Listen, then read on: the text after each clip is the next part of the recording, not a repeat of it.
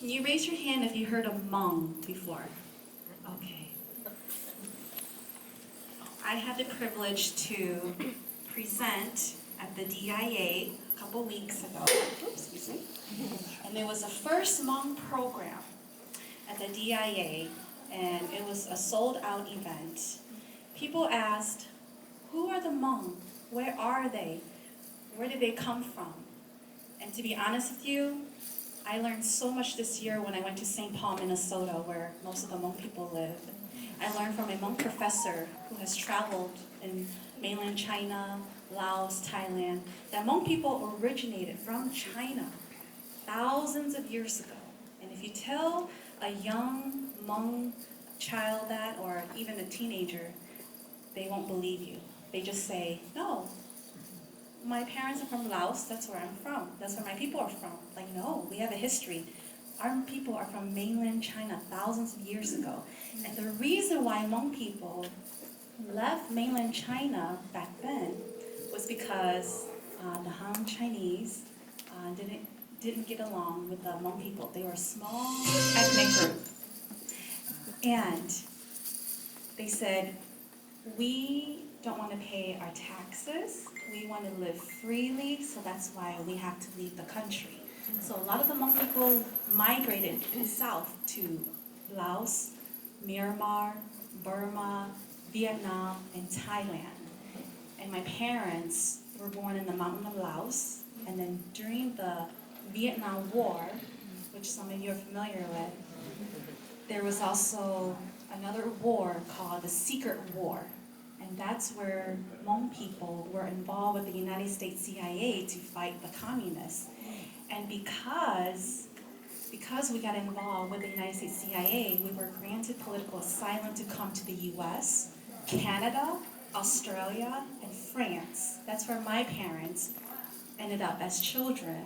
And they met at a party, and then had me, and that's where I was born. So I'm from France, near Paris. Actually, the town is called Longjumeau, which is outside of Paris. And I came to this country when I was 5 years old. So that's just a little history about the Hmong people. I have a lot of things here. Something interesting that we carried throughout the time were our necklaces, made out of silver. There's different versions. And here's another one. This is not silver. I have another story for this. But believe it or not, these were our locks when we were slaves back in mainland China. And throughout the time, we just modified it to become our identity. Now, modern Hmong wedding and at festivals, you'll see the girls wearing this in silver. That's my the ancient instrument player that are going to perform in a little bit. Yeah. So usually this is silver, it's very heavy. My mom actually told me a very sad story about her wedding day in France. So traditionally, when you are getting married, your parents gift you a silver, this is called sao, which is lock, okay, a silver necklace. She was very ashamed, and I just found out a few weekends ago. I said, why were you ashamed that your mom gifted you this for your wedding? She said, because this wasn't silver. This was just fake because my mom was so poor. And my dad left us when we were 13 because he committed suicide from PTSD from the war. My mother couldn't afford real silver, so they gave me a fake model, and it was so embarrassing because traditionally, when you're gifted from your family, they announce it to the whole party.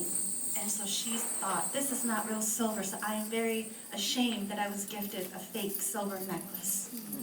Another thing that they gift to you on your wedding is a suitcase full of clothes, beautiful clothes, to make sure that when your parents send you off to your in-laws, you have clothes to wear for festivals, events, even on your deathbed, you have your funeral clothes. Yes. And traditionally, skirts were made out of hemp. So I'm wearing a Hmong Chinese outfit. It's modernized with a Hmong Chinese silver crown.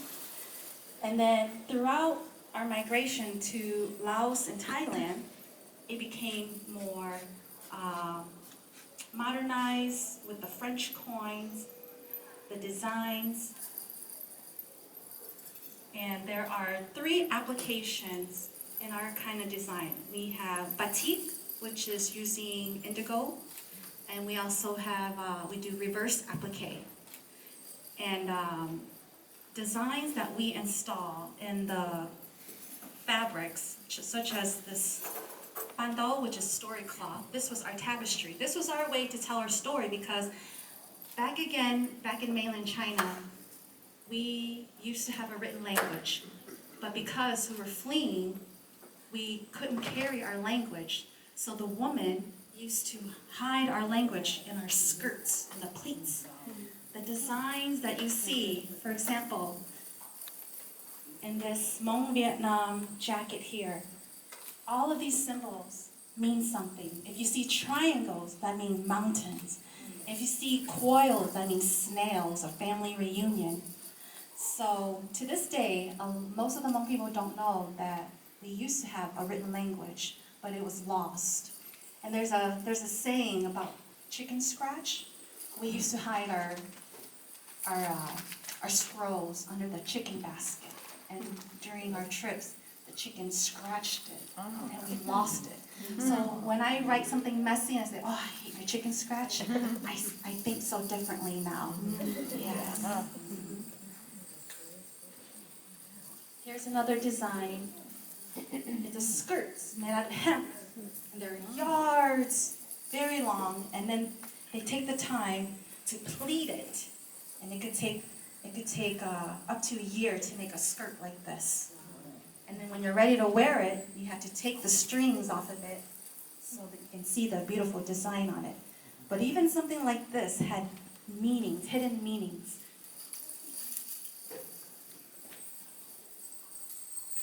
This is a money belt.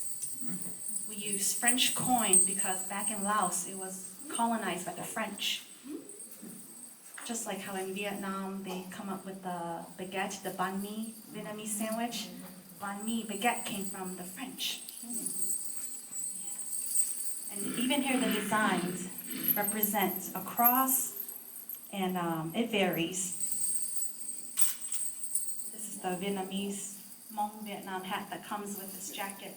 And I was told this year that this jacket used to be worn by the Hmong Vietnam aristocrats because of the designs. And for some reason this year it's been very trending. The young people are getting into it.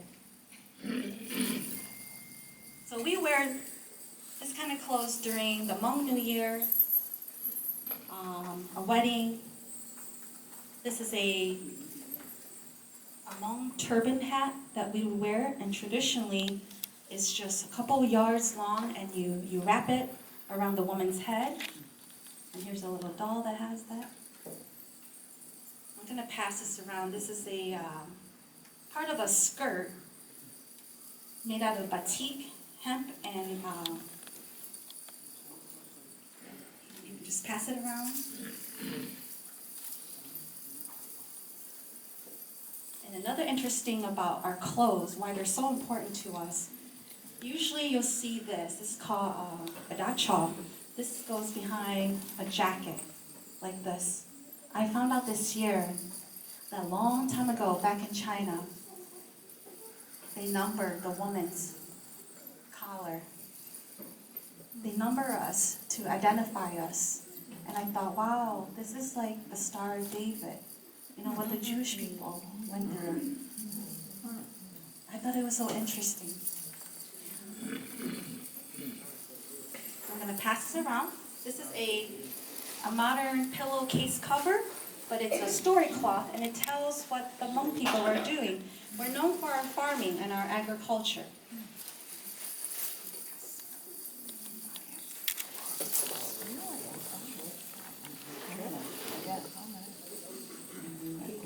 And then before my Hmong dance group comes up, I want to share just a quick summary of our history. I'll have Juliet and Marilyn come up to hold this up.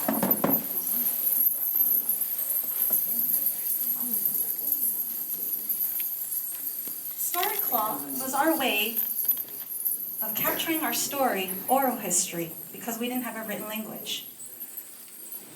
This was a new way. Was it upside down? It's upside down, sorry. It was a new way to capture our history when the Hmong people were fleeing Laos to go find refuge in Thailand after the Vietnam War. Hmong people spent a couple of years in a Thailand refugee camp, and if they were sponsored by United Nations, Red Cross, or a church overseas, then their family was able to come to America. So we start off with the embroidery in China, okay? And then we have the northern Vietnamese communists going after the Hmong people dressed in the black with the color sash. And then they're crossing the Mekong River, which is a big river well known in Southeast Asia, to get over to Thailand. And then if you see the blonde hair people, those are the Americans who are helping us in the refugee camp to be sponsored to go over to the US or Australia or Canada or France. So that was our journey, and this is called a ban do. When I went to St. Paul, Minnesota, where they do a lot of this art, I went to the Hmong flea market, the market, where they used to sell this. I could not find any of this. This is becoming rare. A Hmong elder, they are the one who know how to do this. It's like quilting. So one of the first Hmong people that arrived in the US, they ended up in Pennsylvania in the 70s. And you see there's some quilting. It's almost like quilting. I was told that if you buy an Amish quilt from Pennsylvania, it's more likely it was a Hmong grandma that made that quilt because of their needlework. When you eat strawberries during the off-season, it's most likely it was from a Hmong farmer from Fresno who harvests that strawberry for you. When you order wholesale flowers from Washington State, it was a Hmong florist who harvests that flower for you. And if you eat Popeyes and KFC, down south, it was a Hmong poultry farmer who provided that chicken for you. And now here in Michigan, if you eat Thai food,